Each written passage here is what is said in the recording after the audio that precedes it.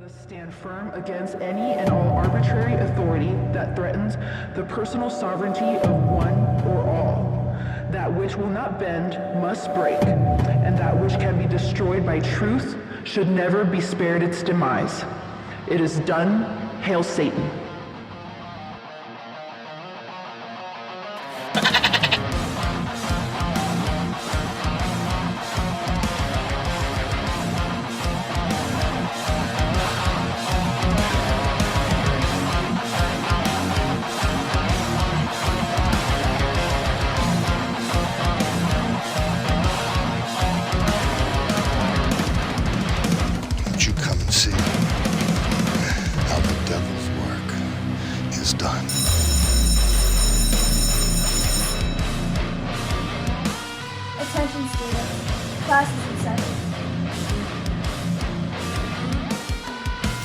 Hello, everybody. Welcome to another episode of Satanic Study Hall. What's going on, y'all? Hey, everyone. Hi, Study Hall. I hear Father Al. I hear Veronica the Valedictorian. Who else is here? Belial. Can't forget about Belial. I don't think Belial has missed a fucking episode since he joined the roster. Oh, he lives here. He lives with Dennis, but somehow he finds his way here. Delco. He just fucking teleports. So yeah, it's like one of those cats that goes away for a year and then it just randomly comes home. It knows its way back and forth. That could be it. Yeah, when Dennis falls asleep, doesn't feed him, he comes here to get his horny goat weed. There's always a stash here. So yeah, welcome everybody. We are here with the AV Cart Part 2, or the AV Cart 2, or the AV Cart Squared, whatever you want to say. This is our second installment of this pretty cool idea that we came up with last year when we started the podcast. So basically what we're going to do is we're not going to discuss a specific movie. On this episode of the AV Cart, we are going to discuss a specific service. And that service is what people love to refer to as the Christian Netflix. And that is, I know, Belial, it sucks, but we're doing it. PUREFLIX. Boo. Fucking PUREFLIX. So, Al, can you kind of tell us just on a high level, because we're going to go back to it later in the episode, but beyond just being the Christian Netflix, what exactly is PUREFLIX? Let's just put it this way. Jesus died for our sins.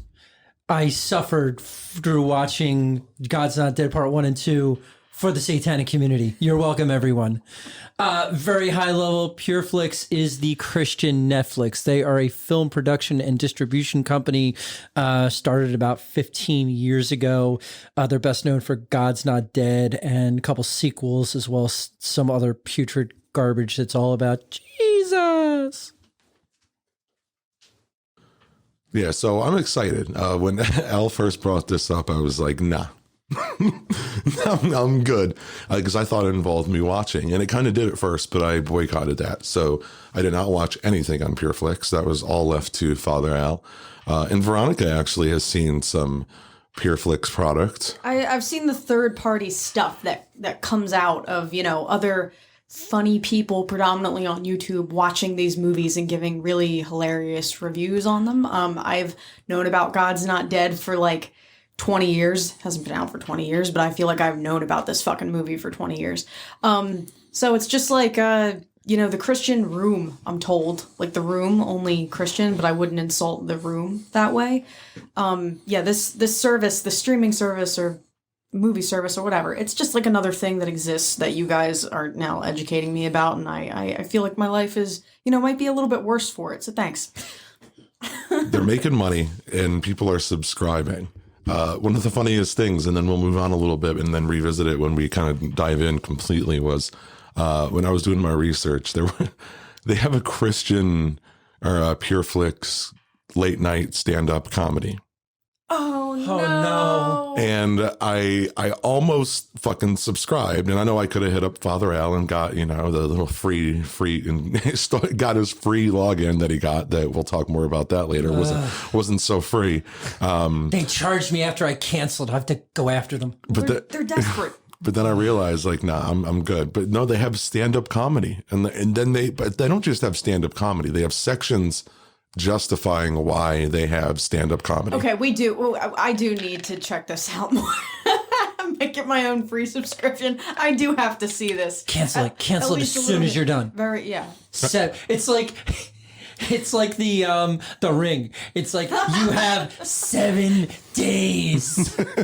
When I first heard of PureFlix, so the only thing that I first thought of, and I might have mentioned this somewhere else, but was just Kirk Cameron movies, because he's all over this whole religious. I mean, how many religious movies has he done? I don't even think he has anything to do with PureFlix, to be honest with you, but I think he does the whole, faith-based Hallmark Lifetime bullshit. I've been hearing about him for a while too. It's just a name I didn't put. I didn't stick to a company, I guess, if that makes sense. Like, I knew about these movies and I knew they existed, but I didn't know that they all came from the same organization company. Is that and now the same streaming service? I didn't know that they all fell under the hat of this one guy. Let's just say that Kirk Cameron didn't just drink the Kool-Aid. He built his own Kool-Aid factory. Yeah, he did. He makes the Kool-Aid. Kicked that wall down and went, oh yeah, Jesus. Jeebus. Jesus. I can't become a missionary. I don't even believe in Jeebus. And one more kind of fucked up fact that I find kind of comical about PureFlix is one of their CEOs or their CEO is named Michael Scott. So if you're an Office fan, I don't know how well that company's being run right now, but they're making money. So welcome everybody to Satanic Study Hall. My name is Bill. I'm a member of the Satanic Temple. I am also a member of Love City Satanists here out of Philadelphia, where Baphomet things are always fucking happening. And today I am joined by...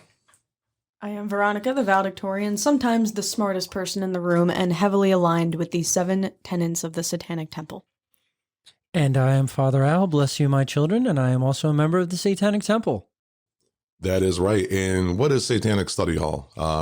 Satanic Study Hall is a podcast where we talk about Satanism from its inception to modern day. We dive into news, entertainment, wherever Satanism really pops up. We talk about Satanism and the occult in book reviews, movie reviews, which we're kind of doing this today. Music reviews. We Miss You, Johnny. Those are coming back sooner than later. And pretty much anything Satanism related. We do not speak for the Satanic Temple or any other satanic organization, podcast, or Facebook group. We speak for ourselves. We are a podcast that features a rotating bench of degenerates and Satanists and or members of the Satanic Temple. And our main goal here is to learn and to learn alongside all of you. We like to have fun doing it. Everybody in this journey, whether you're a listener or, part of this study hall community, are at various spots in their Satanism journey. And, what we try to do is we just try to bring people together, have a good time doing it, and just keep pushing forward and checking stuff off the list, becoming better fucking people and not being dicks. So that was so wholesome, Bill. Oh my God. It was wholesome, like fucking PureFlix. PureFlix. This whole don't be a dick thing isn't working, Bill. No, it's not. Well, I can be addicted to PureFlix. Can I be addicted to PureFlix? Is that am I not being a good Satanist by fucking telling everybody how ridiculous I find PureFlix? I think if you take that would just be being objective. It doesn't I think if you take true. PureFlix seriously, you can't be a Satanist. It has nothing to do with being a Satanist. It's just being factual. That is very true. So in other episodes, we've talked about, what our favorite movies were, or experiences were when our teachers or the nerd from the tech club wheeled in the AV cart. We talked about the feeling that you would get, the little sigh of relief that, especially if you didn't do your fucking homework or you weren't ready for what you thought was going to be a quiz. Just that sigh of relief and feeling that you would get when they'd come in, press play, and you'd be able to either put your head down at your desk or just pretend to pay attention to whatever was on the screen. And it wasn't just the screen. It could have been a reel-to-reel. I remember the overhead projectors with the transparency films for all those weird little presentations. And then, there was Laserdisc players and then came DVDs. I used to love too when the fucking, on the reels when I was a little kid, how they used to always break and the teachers would get crazy fucking frustrated and you just have to sit there and do nothing because they couldn't fix it. It was way before your time. No. This still happens in my time. Now we have, projectors. We have a bunch of fancy technology. They still can't figure it out. Okay, I was gonna we say. Still waste half the class, or at least we were when I was in school, wasting half the class watching this complete idiot who's supposed to be in charge of my education try to make a piece of... try to make a movie play. It was just dumb. It was dumb. But yeah, we mentioned that in other podcasts, and I know outside of, so I had two kind of favorite moments, and this is going to sound corny because it's going to sound like a little plug here, but outside of when I got to watch a movie in class and didn't have to do shit, I really enjoyed study hall because it was an easy class to skip and they never reported attendance. And then lunch. That was it. My three favorite classes, my three favorite courses. And I bring up lunch, and we'll kind of do the how are you now thing after this. But I bring up lunch because I was reading some fucked up news stories the other day, and I came across this story about a Tennessee woman who was accused of biting a deputy sheriff after getting into what they call a chicken nugget fueled assault on her girlfriend. And that fucking caught my eye. And I was like, ooh, we can talk about this in the podcast. So here we are. Yes, there was a chicken nugget fueled assault on somebody's girlfriend. And in the process of all this, a deputy sheriff got bit. So reading from KIRO7.com, and it says one Tennessee woman may have taken hangry to an entirely new level. That was fucking corny. Lillian Barnett, 23, was arrested Thursday on suspicion of assaulting her girlfriend and allegedly bit the Bedford County deputy transporting her to jail. Some people just like pork over poultry. I guess. She took a bite out of the fucking deputy and she really wanted that chicken. She was just hungry. Barnett told detectives that the initial argument with the girlfriend started over chicken nuggets. I wonder, did they not split the 10-piece correctly? Did someone overstep their boundaries? Did they take too much fucking ranch dipping sauce? It's not 60-40, it's 50-50. Some of those chicken nuggets are misshaped too. I'm not going to lie. It fucks everything up. It's not an even split. You got to weigh that shit out. You need one of those little mail scales. If they were crazy enough to bite a deputy, I don't think they were rational enough to size up their chicken nugget sizes to make sure they were equitably distributed. But oh wait, there's more. When deputies took Barnett into custody, however, she reportedly screamed and attempted to kick out the window of the patrol car, and then she struck her head continuously on the vehicle's window. Model citizen. She then bit a deputy on the right arm while walking to her Bedford County jail cell, the TV station reported. Now, according to arrest records, Barnett, who has been charged with aggravated assault on an officer, domestic assault, and disorderly conduct, has previously stated that she was positive for hepatitis C. What? She's a winner. In the fuck? Belial, I agree. What in the fuck? Over chicken nuggets. So I wonder if there was the good kind, $8. But no one's asking the really important question. What's the important question? Do we really taste like chicken? I don't know. I mean, you'd have to ask Lillian Barnett, 23, of Bedford County, Tennessee. I don't think I want to get anywhere near that woman. No, I mean, she bit the shit out of the sheriff's deputy. I mean, she clearly was hungry, and she fought. She fought her girlfriend. She fought someone she loved. Yeah, okay. She fought someone she loved over chicken nuggets. Deep fried poultry can make you do strange things. Was this really all over hunger? I've loved many a woman. I don't think I've ever taken my I've never done this. You don't. Now soon am I going to see Lillian Barnett, 23, doing a fucking Snickers commercial? Yeah, Snickers. Why? Because you become Lillian Barnett when you get hungry. That's right. He'd be biting police. What the fuck? There, is that better? And then Satan says, yeah, thanks. So yeah, I don't know. Yeah, I suspect she was very much so under the influence of something. Well, sounds like bath salts, but I don't know. Maybe. Or crocodile. Crocodile. Crocodile. It was shit? Probably crocodile. Crocodile. Yeah. That fucking drug is nuts. You take gasoline, Al, and you shoot it into your arm. Why would you act like I don't know what that is? I mean, I didn't know what that is, but you just assumed that I know. You just jumped in trying to explain it to me. Crocodile is nuts. I like watching people's reactions. What, to crocodile? Oh yeah, to just the thought of shooting gasoline like into Well, your it's not arm. just gasoline. I mean, it's It's mostly mostly gasoline. Yeah, What but is it's like it this weird little supposed to cocktail. do to you? It's like heroin, only like It fucking melts your flesh off. yeah. Like, my face And is you- melting. Yeah, it and really you get is 35 melting. miles to Like, the gallon with it too, apparently.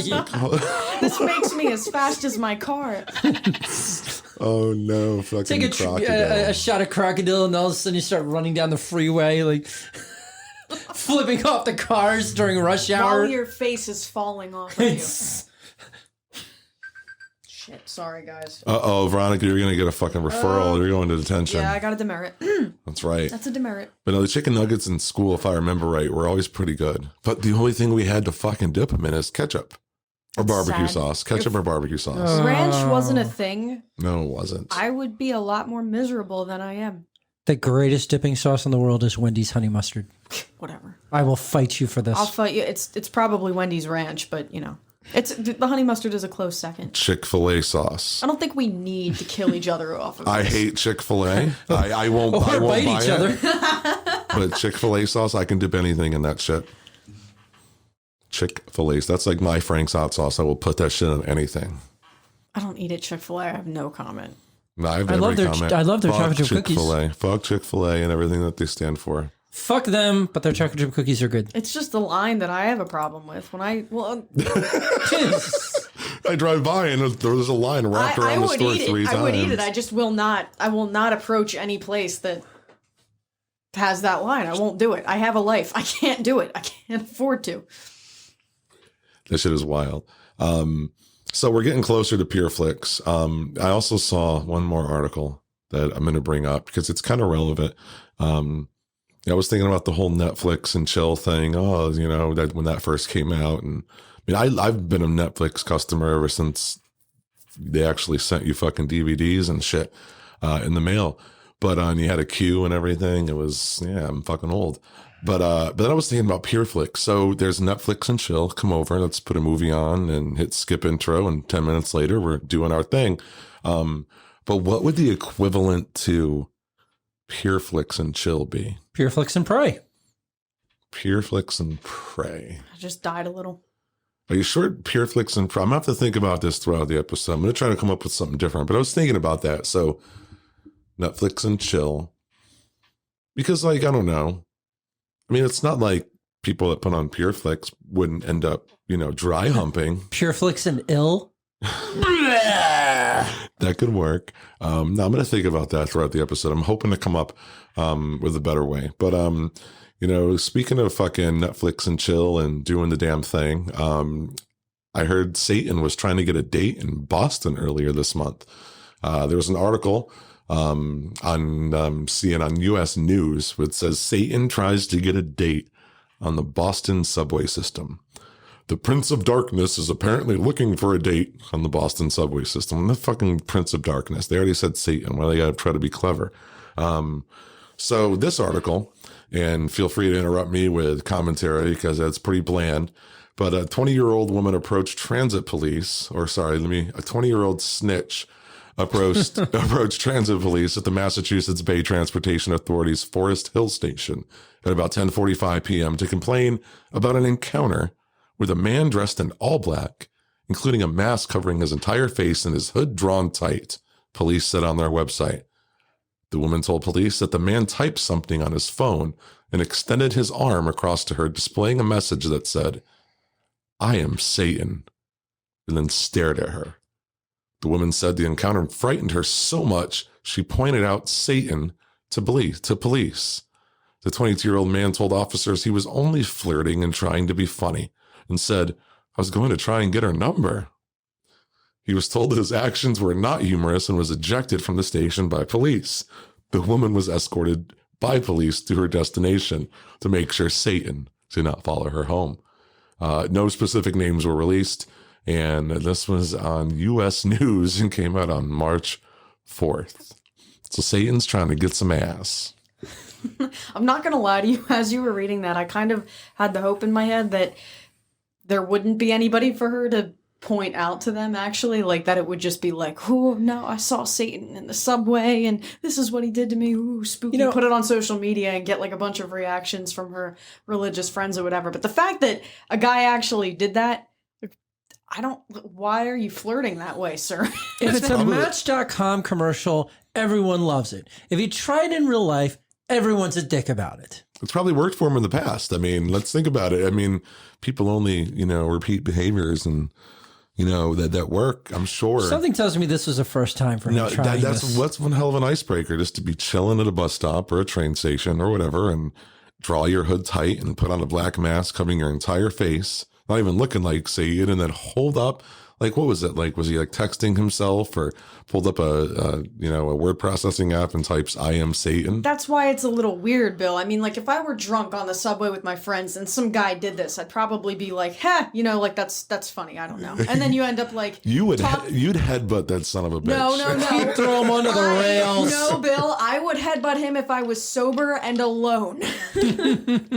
Well, I guess if you had your squad, yeah. Or just somebody. I have a gun now. I don't need a squad. But the point remains, like, if I'm alone and I'm a woman or whatever, and I'm, if somebody, like, if a man held up his phone to me that said, "I am God," and, he was significantly bigger than me or whatever, I would, that's just a weird thing to do to a woman by herself.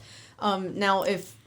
I don't know if you know each other, and I don't know. Maybe if like he had friends and he was clearly being dared to do this, and it was made apparent to her that he was being dared to do this. Like, but it's I don't really. I think they're kind of both stupid. I think if she reacted the way that this article makes her out to react, I think she's kind of like over the top, and I think he's really over the top. I mean, you're in Catholic I'm gonna try Boston. It. You're gonna try it? Okay, we'll get that on film. We'll see how it goes for you. I did, though, just as a side story, I flipped out at Philly Jesus once. So, I gotta be fair to everybody. What, in person or on social media? No, in person. I was in the train station with Philly Jesus one night, and he came and he, like, sat down and he tried to and it's just like, I'm in this train station I clearly don't want to be in a city I don't want to be in. I don't, if you're a stranger, I don't care. Do not come up and talk to me, Did he walk up to you and say... I think he just said... No, he just whispered in your ear. I don't even remember. I think it was... God's not dead. Yeah, that's what he said. No, he's not like that. I'm told he's a very nice guy. This was before, I guess, I knew a little bit more about him, but the point remains, like, don't approach strangers you don't know in subways and start being weird, okay? Just don't do it. Philly Jesus. What the fuck, man? And I mean... I was an atheist. I still am, a militant atheist at the time. I don't want somebody dressed as Jesus coming up to me at, late at night on the train station. And then I think I said to him, like, to get him to go away, I was like, "Didn't you get arrested last week?" And he's like, "Yeah, I'm always getting arrested." And I was like, "Okay, whatever." And then I walked away from him promptly and went down to my platform. So that's how it ended. It's just, I don't know. I didn't appreciate it then. I wouldn't really appreciate it from somebody who was like, "I am Satan," either. I'd be like, okay. I'd probably assume that there was something wrong with them. We need a Philly Satan. I volunteer you. No. I volunteer you again. Okay. Okay. Why not? Fuck it. I'll be Philly Satan. I'm not Philly enough, though. I don't know. I feel like I need some... You have more of a Philly accent than I do, and I've lived here my entire life. I was born in that city. My accent's kind of like a hybrid of New York and Delco and just we'll get relatives. Grow a goatee to be Philly Satan. Do I need to grow a goatee? You could. Yeah. We'll get Pan to be Philly Satan. He's got the best Philly accent I've ever heard. I think the problem was the location. I mean, we know how much trouble TST faced when they tried to do the Black Mass up in Boston. I was kind of thinking, like, if you had Satan trying to hit on chicks on the subway and say, like, Philly or Los Angeles, I think it probably would have been ignored. I don't think it would have gotten the hype. Maybe I'm wrong. No, I think it might have something to do with it. I mean, they're not. I mean, Boston and Philly or Boston and Philly, Boston and TST are in a little lovers' quarrel again over the invocation thing, right? They have a love-hate relationship. They love to hate each other. Apparently so. Hail Satan! Speaking of love-hate, I love to hate PUREFLIX. So let's talk about PUREFLIX. We're going to kind of fly through a little bit of history just to let everybody know I'm going to kind of go through facts and just lay the groundwork as to what PureFlix is, how long it's been around, some things that they're known for, some of the interesting characters that are associated with it, and how much money really is kind of involved in this crazy fucking thing that's called the Christian Netflix. All right, so let's talk about PureFlix. PureFlix was founded in 2005. It's been around for 16 years. I was gonna say, like, damn, like 16 years. I was almost born in 2005. It's crazy, dude, because it came out. I mean, before even getting any more facts, like it came out right on that whole kind of streaming launch when Netflix really started putting all their eggs in the streaming baskets. All the video stores were closing. Interesting. I don't know why I didn't pick up on that before. So it was founded in 2005 by David A.R. White, Michael Scott. No relation. Yes, not Michael Scott from The Office. Russell Wolf, Randy Travis, Yes, and Elizabeth Travis. And yes, that Randy Travis, country music fucking dummy, Randy Travis. PureFlix is an evangelical Christian film production and distribution studio. They are famous for certain flicks that we will talk about today, entitled God's Not Dead, God's Not Dead 2, God's Not Dead 3, 4, 5, 6, and 7.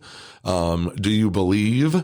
Woodlawn, The Case for Christ, and Unplanned, amongst other ones. God's Not Dead 666. Yes, God's Not. Yo, holy shit! Veronica, we gotta trademark that shit. Let me correct you all. There's only been 3 films, and we refer to them as the GNDCU, the God's Not Dead Cinematic Universe. Oh my God.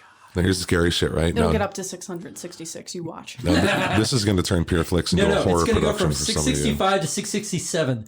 They're going to intentionally skip over that one. They would. Oh no, Since you're right. 2014, films produced and distributed by PureFlix have collectively grossed over $195 million at the worldwide box office. And they are located, now get this, we have friends in Scottsdale, Arizona. There's a lot of shit going on in Scottsdale, Arizona, but PureFlix is based out of Scottsdale, Arizona. That's where their company headquarters are.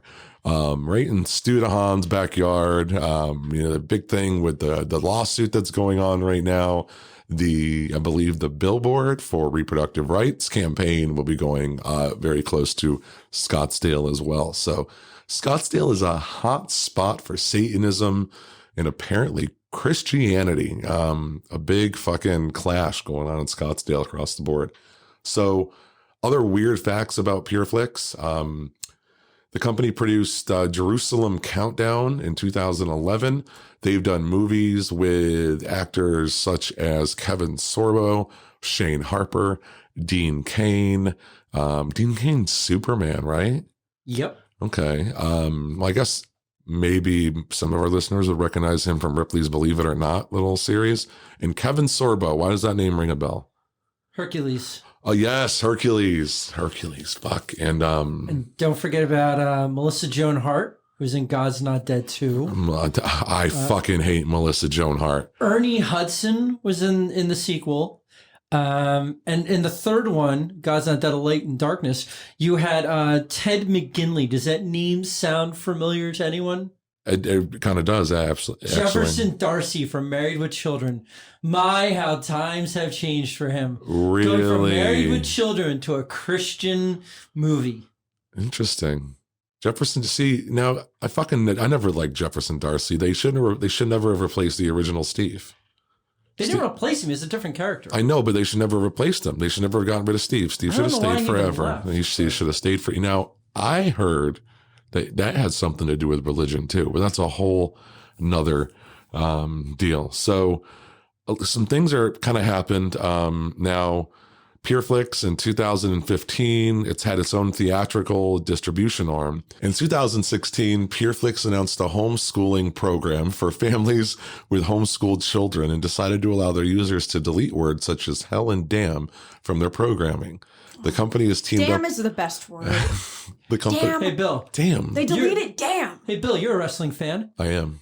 Damn. That's right, Ron Simmons. The company has teamed up with the National Hispanic Christian Leadership Conference to supply further opportunities for Hispanic actors to improve the media representation of the Hispanic community. Oh, so mindful, PureFlix.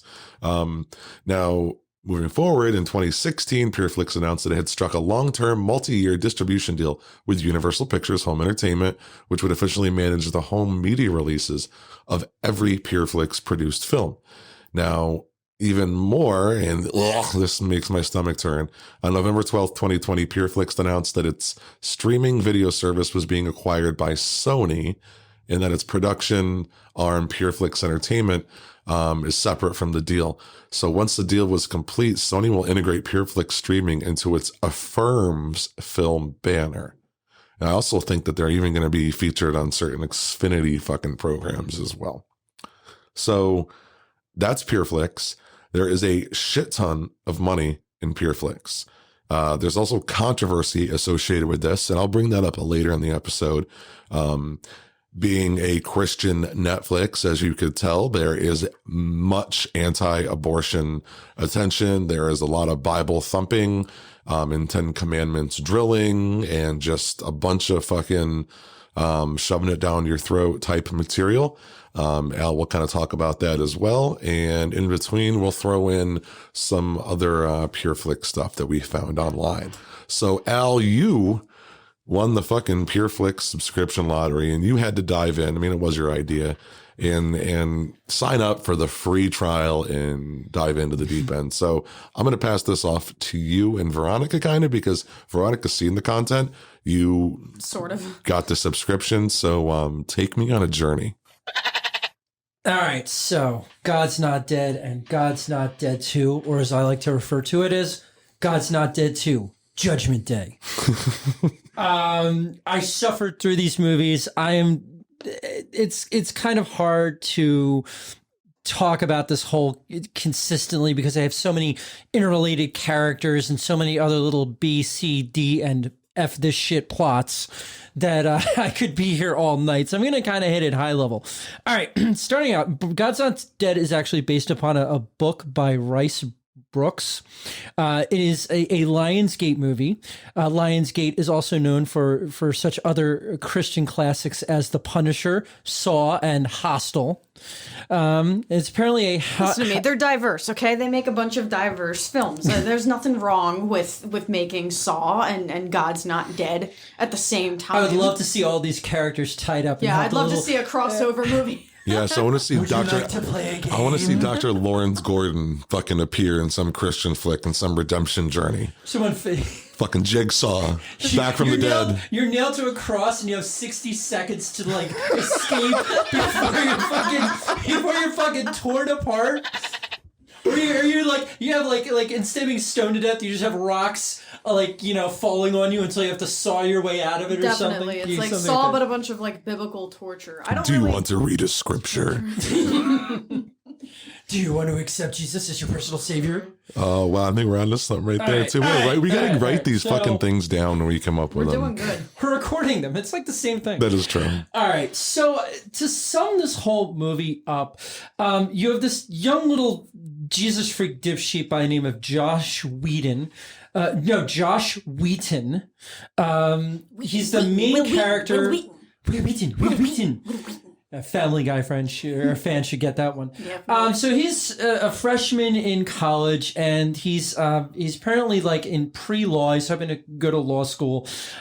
So on his registering for classes, and he's got his philosophy course that he needs to take. And even as soon as he goes to sign up, the young guys and confirming his classes or anything, he's like, "You don't want to take that, professor."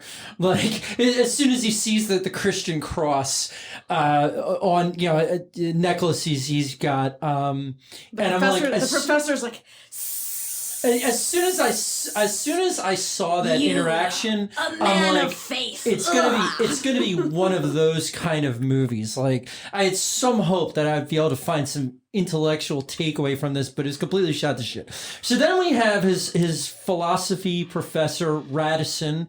That's Kevin Sorbo. That's Hercules, right? That is Hercules, who was better in Hercules. total asshole throughout the entire movie. I'll spoil it because I really hope none of you actually want to go back and watch this after listening to me. I have seen enough incremental clips of this film, and I have I watched it stopping and starting, taking notes. You have no idea.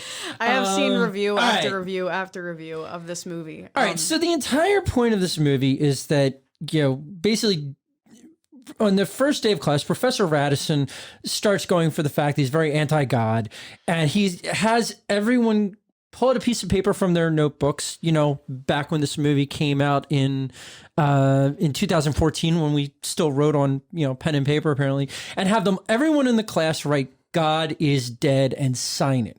And of course, Josh, being the poor little Christian victim here, said, "I can't do it. I believe in God." So Professor Radisson says to him, "Okay, you've got choices here. You have to over the series of several classes defend God, or you can sign this paper. But if you do try to defend and you lose, it's going to be counted as 30% of your grades. So you're going to fail the course." So he decides to do this. Besides getting shit on from his Jesus-loving girlfriend, who eventually dumps him for taking up this challenge that, this series of debates with Radisson. And,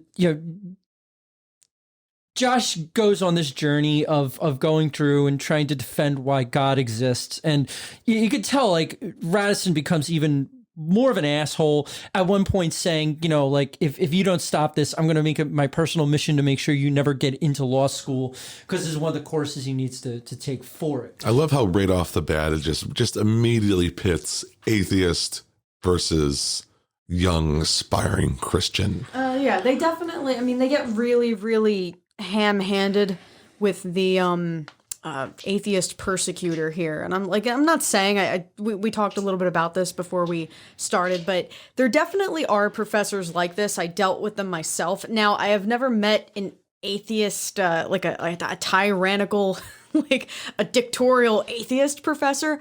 There are definitely ones that exist to shove their views on you, and then of course when you want to be any voice of dissent, which is I've always been the voice of dissent. They have a major problem with it, even if you can argue your points, which I can and I could. And I also can concede when I'm wrong. But they definitely do exist. And as I was saying, this part of this professor coming up to this kid and not only having it out for him off the bat because of his beliefs, but also saying that, if you make me look bad, or if you continue, or if, whatever, I'm going to make it so that you can't have the future you want. There are professors like that. I mean, and there are a lot of them, especially right now, and they do need to get they need to get caught out. And I'm upset because what this movie could have done right is still present a character that did kind of mirror a real type of person that is a problem. It's exactly, to me, it's like QAnon, right? We want to hunt pedophiles, but we're putting it under some blanket of Satanism and whatever. I just feel like they were doing the same type of thing here. This character is completely, even though it's a real type of person, it's not a real person. It comes off as funny. I mean, everything in this movie was written with an agenda in mind. I mean, that's clear. I mean, you clearly have the persecuted Christian, and then you have every character in this movie is polarized in one direction or the other. You either have the strong, intense atheist, or you have the strong, intense, faith-filled individual character, whatever. Yes, God's chosen person. There's no moderates in this movie. Either, by the end of the movie, I'm going to give a ton of spoilers here. I mean, everyone flips over into accepting God and Jesus in one way or another. But that's the thing. There's no middle ground, and that's because it's an agenda-driven movie. In fact, one of my favorite notes that I made here as I was making commentary as I was watching this movie is I said, it's hard watching a movie where you disagree with the protagonist and the antagonist are misrepresented assholes. Because throughout this entire movie, I just, the antagonist, the atheists, the non-believers, it's they wouldn't react like this. they wouldn't actually respond like this. Like I would have had better responses in some of these character interactions and more sensible ones and more respectful even to someone's beliefs that I don't agree with, not condescending or, at least trying to have an intelligent debate. It's like, no, it's epitomized by Radisson being just a complete asshole throughout the entire movie. He calls God the supreme celestial dictator. Listen, I have called God that on several occasions. No, I heard. He is. But, I heard in my research that Duck Dynasty makes an appearance in here. Yes, it's Like, what the fuck? Talk about product placement. You want to talk about product placement? Yeah, you've got Duck, whoever it was, Willie Robertson. Willie and Corey Robinson. Willie Robertson and Corey Robertson made an appearance. They were just thrown in for, I guess, name recognition. They didn't really advance the plot. PureFlix is like, all right, we need clout. Let's go get Duck Dynasty. Hold on. What the fuck? Superman's not going to do it. Hercules isn't going to do it. We got to get the duck people. We got to get the beards. A hot redhead isn't going to do it. Bam! We got to get Willie and Corey Robertson in here. That's what's going to sell this movie. That's what's going to take us up to 2% on Rotten Tomatoes. Wow. But anyway, it's funny you're talking about product placement. It was disgusting because this band called the Newsboys, they're a Christian rock band. They are all over this movie. It's kind of like blink and you miss it. Like Josh at the beginning of the movie has a Newsboys t-shirt on. There's a Newsboys poster. They actually did the soundtrack. And then Josh's girlfriend comes up to him at one point and she's like, do you remember how we met? Oh, at the Newsboys concert. Oh my God, the Newsboys. The end of the movie, they all meet. All the characters are drawn to this Newsboys concert. It's like, wait, let me guess. They're the Newsboys, and they're bringing the news of Jesus. Yeah, they bring the good news. I fucking care knew it. All of these new beautiful converts among them, they play the music of the Lord. All right, I'm not going to get into all of the subplots here, but there's one with cancer. They had to drag cancer into this. What else do they drag into this, Al? Mother who's dying of Alzheimer's. Foreign exchange students who are converted to Christianity. Foreign exchange students. What the fuck? It's literally, there's a trail. All the characters are interconnected. Josh seeks the counsel of David A.R. White, who plays this Reverend Dave. And there's this whole other subplot of David A.R. White picking up his friend, this Reverend Jude, a minister from Ghana, and this whole subplot about they can't get their car started to go to Disney World or something just to go there because I guess Reverend Jude, I don't know, you just want to go there, and they couldn't go there, and as the car wouldn't start, it was this divine intervention as the story goes along, and Professor Radisson's girlfriend, who he treats like shit, her brother is Dean Cain, and Dean Cain's girlfriend is an atheist blogger who winds up developing cancer, or as she is quoted as saying, "I don't have time for cancer." And I only have time for Jesus. No, she was an atheist at this point, and she ran an atheist blog, and so you have all these characters interacting. The movie's got a fist up in your face saying, if you are an atheist, you will get cancer. Right. So she mark my words. She comes to Jeebus by by the fact that she's got cancer. So all these characters are kind of interconnected throughout this whole movie. Oh, we forgot to talk about the Muslim student who secretly converted to Christianity. Yes, and the one she literally gets beaten by her father for secretly converting to Christianity. Her brother finds her listening to a Christian podcast, and the little kid tells his dad, and then the dad finds out, and literally I think slaps her and throws her out of the house. Man, I hope nobody gets beaten for listening to us. Fuck. I never really thought about it like that. Unless it's consensual. That is my point. There's a safe word. This movie, what the fuck? They could have done certain things correct here. It's just annoying that they had to do it from this perspective. Because, kids do get beaten and abused, when they are under the total control of theocratic psychopath parents whenever they step out of line, regardless of what, they're stepping out of line for, whether it's adopting a different belief or having sex or whatever. They do get treated like that by abusive assholes. Professors can be abusive, biased assholes who try to ruin the lives of their students. Like, yes, all of this is true, but they had to do it under this preset, and that is, you know, the worst part about it. It really does suck. That's right. Essentially, it amounts to propaganda because at the end of the day, like, everyone is suffering because they don't believe in Jesus or hasn't accepted Jesus, and all of them wind up coming to Jesus and have to suffer this "I'm a persecuted Christian," which pisses me off royally because Christians really, they aren't persecuted to the degree that they're portrayed in this movie. And just to cut in real quick, just because I'm kind of jumping ahead on, online looking at facts, some really funny reviews. I know we talked about Rotten Tomatoes before, but the film received a rating of 12% on Rotten Tomatoes based on only 26 reviews with an average rating of 3.4 out of 10. The consensus read, "Deploying sledgehammer theatrics instead of delivering its message with a dose of good faith, God's Not Dead makes for bad drama and an unconvincing argument to the unconverted." And it also says on Metacritic, the film received a score of 16 out of 100 based on 6 critics indicating their overwhelming dislike. And then writing for the AV Club, Emily Vanderwerf gave the film a D-, saying, "Even by the rather lax standards of the Christian film industry, God's Not Dead is a disaster."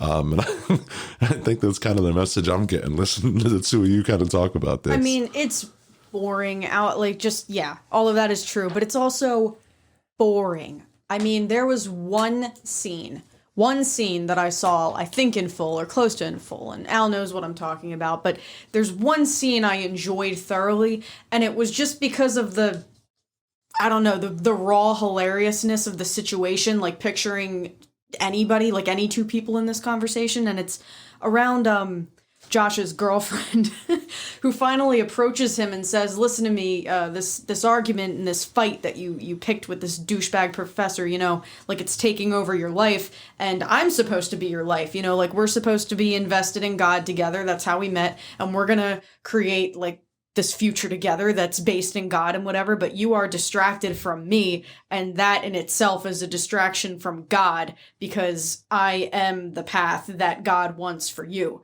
And then he looks at her and he goes, "Well, I have to do this for God." And she basically insinuates that either God is very, very heavily on her side or that she is God. So it's just seeing this poor kid who thinks he's doing the right thing, I guess. His acting doesn't reflect that, but he's like, I'm doing this for a purpose. And she's like, "But I am that purpose that you care so much about." It's just two people caught in this fucking hamster wheel of ridiculous absurdity. And it was something I thoroughly enjoyed. So a couple of points I want to make before we'll wrap up this shit show and do a quick blow through of God's Not Dead 2 Judgment Day. First of all, you didn't have anything to commentate on my little thing there, Al? No, I got my own comments. Oh, okay. We're running out of time. All right, so one of the biggest problems I have with this movie is the fact that, it's the persecuted Christian for their belief, when that just isn't the case. Christianity, Catholicism, they are massive. In our country, you generally are not persecuted for being a Christian. Maybe there are individual instances now and again, but anyone who's a Christian they're just not. It's just blown out of proportion at the fact that, like, you're going to lose everything. The question I have is Christianity too big to fail? I mean, it's come to the point where it's like, there's just so much out there. There's so many churches. There's so many different institutions out there that you're not this persecuted group that has to be in hiding, like the war on Christmas, which is garbage. It's just people who just don't believe in what you believe in, just not agreeing with you. And the one thing that kind of struck me was how that the theory I have is that, just like any large organization, I know it's a silly analogy, but think of like the Empire in Star Wars with the rebellion, this small little group, this ragtag group. The big group that's in power has to be portrayed as having an enemy. Even if you're the large group that's out there, the dominant one, you're gonna, if you allow a small group to disagree with you, then that, and just don't acknowledge it, then you're going to leave yourself open to having people think, well, maybe they've got a point. You're going to allow that alternate mindset to set in. And that's why the movies like this are put out to say, Christians, we have an enemy. Even though you really don't. You just have people who don't agree with you and want to live their lives their own way, be Satanists or Jews or just atheist or whatever. That was kind of my takeaway from why this movie was made. And it pissed me off. I mean, I would say it was a good movie. In terms of, it was, the acting was okay. The dialogue was just utter Christian propaganda crap, but it wasn't filmed bad. It wasn't an incoherent story. And it couldn't beat the Muppets at the box office. Just saying. Which Muppets? Muppets 2. Okay. Yes, Muppets Most Wanted. It still couldn't touch it. So to wrap up this shit show, in the worst way possible, Josh manages to convince his entire class to admit that God isn't dead. And of course, Radisson loses it. And Josh asks him, he stops his dialogue to ask, well, why do you hate God? And Radisson goes off because essentially he says that he hates God for his mother's death, which essentially means he's not even an atheist. He's not even, he basically is just someone who hates God, which goes against like having an actual rational, intelligent counterpoint. No, it's just someone that's angry at God. And so not only does Radisson lose the argument, but he winds up losing his life by getting hit by a car as he, along with most of the other characters, wind up going to the Newsboys concert. It's a shitty death scene where he gets hit by a car, and Reverend Jude is like, says one of the worst lines of dialogue in a movie. Like, his lungs are filling with blood. He only has a few minutes. Like, why the fuck would you say that to someone who's in front of someone who's dying? And so Reverend David A.R. White says, do you accept Jesus as your Lord and Savior? And he does, and then he dies. Yeah, okay. So then Amy, the atheist girl, she actually goes to talk to the Newsboys and do an interview and kind of catch them off guard. And they talk to her, and she admits she's dying of cancer, and she accepts Jesus too. Dean Cain goes to meet with his mother, and she talks about some biblical nonsense, and he kind of comes out of her Alzheimer's for a moment and becomes lucid and talks about God to her son, and then Dean Cain, and then can't remember who it is. So it just kind of all ends with them all coming to find Jesus. Wait, that was the enlightening moment for her? That was a scary scene. She goes into this like dementia kind of like really creepy rabbit hole. That was his awakening to Christ. I didn't know that. Well, there's still more awakening. Oh my God. There's still more awakening. We still have to talk about Judgment Day. So take us to Judgment Day. All right, so Judgment Day. Okay, so this one's a Universal movie, which brought us, so many Christian classics as Dracula, Frankenstein, and The Creature from the Black Lagoon. This one is starring Melissa Joan Hart, ironically, who played Sabrina the Teenage Witch. I hate Melissa Joan Hart. I hated her after watching this movie. All right, so unlike a school debate, I was never, ever a fan of Sabrina. There, I said it. All right, so fuck you, Sabrina. The movie starts off with this character montage. You find out who all of them are. Okay, so in this, you have the character of Brooke Thawley, this nobody actor, this nobody actress who plays the lead character, just like no one knows who the fuck Josh was from the first movie. And she's Is she as dull and lifeless as Josh? Yes. Okay. Even more so at times. Oh, no. So Melissa Joan Hart plays Grace Wesley, an AP history teacher. The entire premise of this shit show is that the discussion of I guess, like, Gandhi and Martin Luther King come up in this AP history class, and someone asks about Jesus. And she responds from something from scripture. And this little dillweed student texts his mom, and the next thing you know, Grace is pulled in front of the school board's attorney and the head of the school board. Ooh, so it's the opposite. Now the teacher is being... Exactly. Okay. Exactly. So the teacher they is pulled a under... flipperoo. And so everyone's got an agenda. They basically portray the antagonist, whether it be, like everyone, the school board's lawyer, as just these manipulative, scheming people at one point saying like, oh, the ACLU wants a piece of Grace. And so it goes to the point where it goes to literal trial. And Grace's attorney, Tom Endler, who's played by Jesse Metcalf, he doesn't really believe in God, but he was kind of stuck with this case. And so the big problem is that, again, in another case of Christian martyrdom, if Grace loses this case, she will literally lose everything because they're going after her for a career and whatever. So you have this kind of back and forth. It brings back some of the characters from the first movie. David A.R. White's back as Reverend David, Benjamin Onyango as Reverend Jude again. So they kind of have their own little subplot where they need to turn over their sermons from the past few months in what's mirroring a real case that had gone on regarding the Johnson Amendment, which basically says that you can't, I guess, it prohibits nonprofit organizations from endorsing or opposing political candidates. So again, making, the reverend and the clergy and whatnot look like victims here.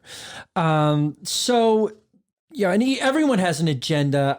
Even the entire trial is just kind of this whole thing. Like at one point, it's stated, if Grace basically wins, then the country is doomed by the atheists. Again, taking it to a whole nother level of Christian martyrdom and Christians being under attack.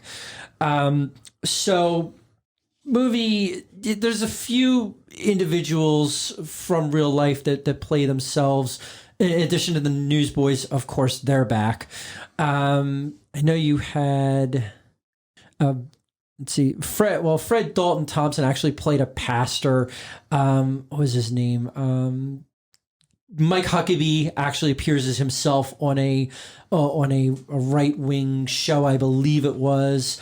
You had a couple of other well-known people kind of in the Christian community that came on. So it's kind of these expert witnesses and this overly hyped drama of courtroom scenes that you'd expect. And in the end, Grace wins, of course. Not much else to say about that. Of course, the new newsboys are prominent. They end kind of on their music and a big rallying scene outside of the courtroom after she wins. And in a post-credit scene, David, who was injured, Reverend David's actually on the jury. Again, everyone's intertwined in this, and it gets annoying as hell.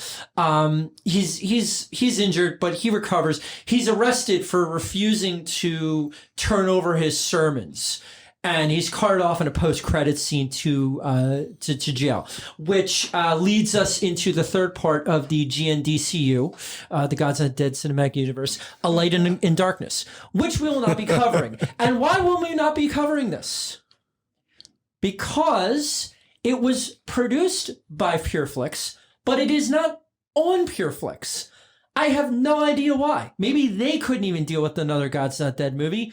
Just a guess, but yeah. I read the plot. It's David A.R. White is the main character of that movie. It's after he gets out of jail. So you can read it on Wikipedia. I don't give enough of a shit to talk about this movie, but you can actually find it on Amazon if you're so inclined. But overall summary: Christian martyrdom. Christian propaganda. It was a slog to get through. It was thrown in your face.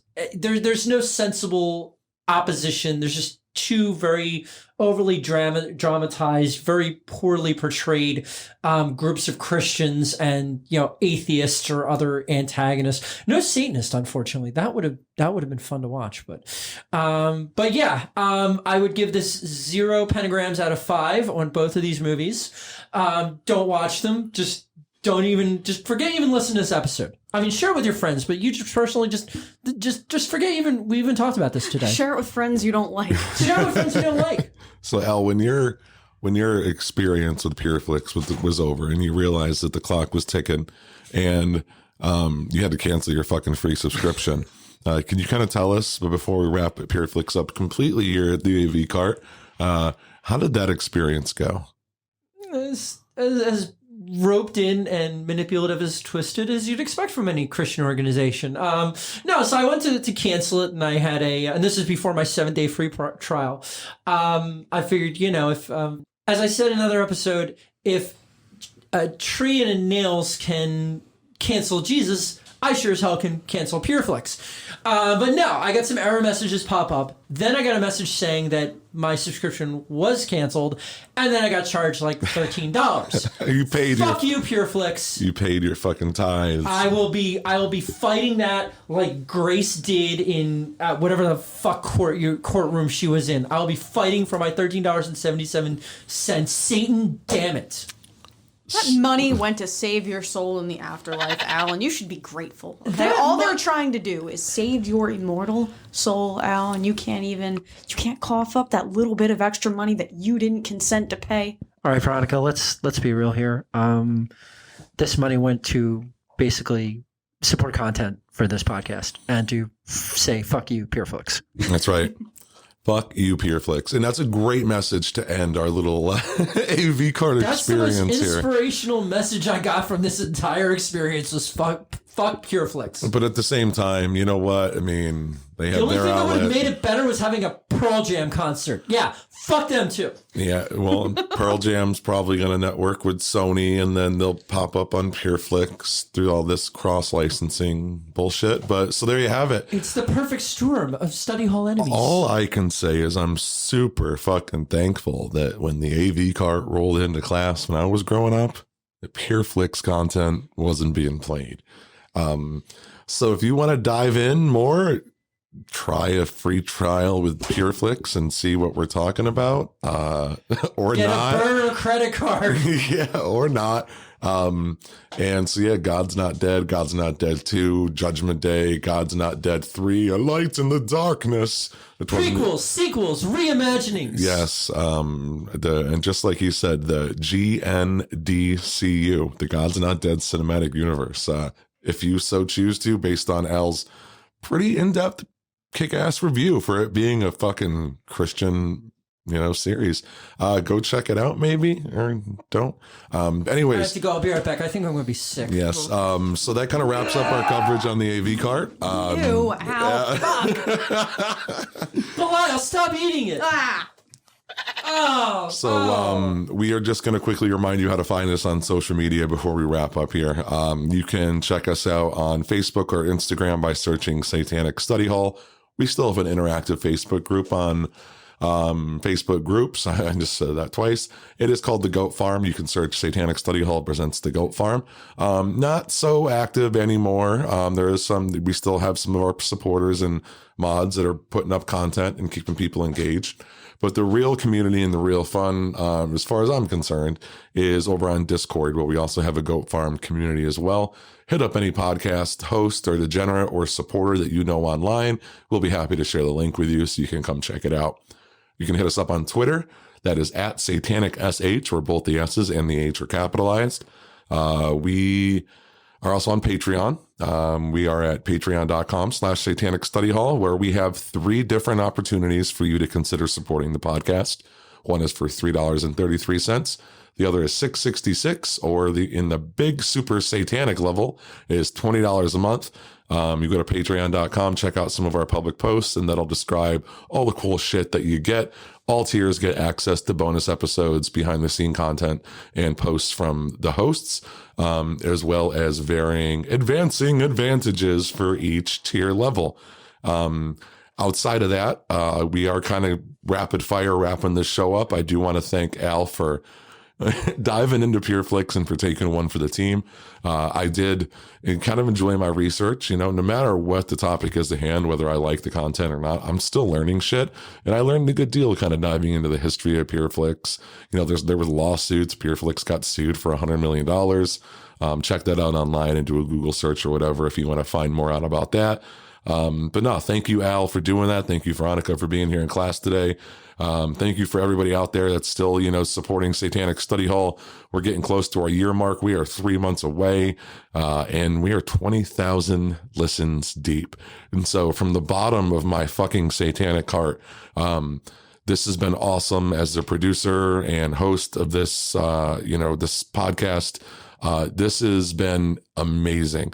And 20,000 downloads, not even a year into it. This is just, there's no words to say. I'm so glad I am in the seat. I am humbled to be in the seat. I thank everybody for all the fucking support and contributions. I have no idea where this brand is going, but I know it's going in the right direction. Anybody else? All I have to say is watching God's Not Dead and God's Not Dead 2 has helped me become a better Satanist. I have one thing to say. God is dead. My remix is God's Not Real. That's going to be my movie. God's Not Real. God's Not Real. That's right. Just done. The remix. So again, thanks for being here. Class is wrapping up. The bell's about to ring. As always, any questions, hit us up at satanicstudyhall@gmail.com. Any episode topic suggestions. You want to be on an episode. You want to talk some shit. You want to tell us to fuck off. Hit us up. We like to engage our listeners. And that is all, everybody. Hail Satan, or sorry, it's Avis Satanis. We'll see you next time. Hail Satan. Class is dismissed.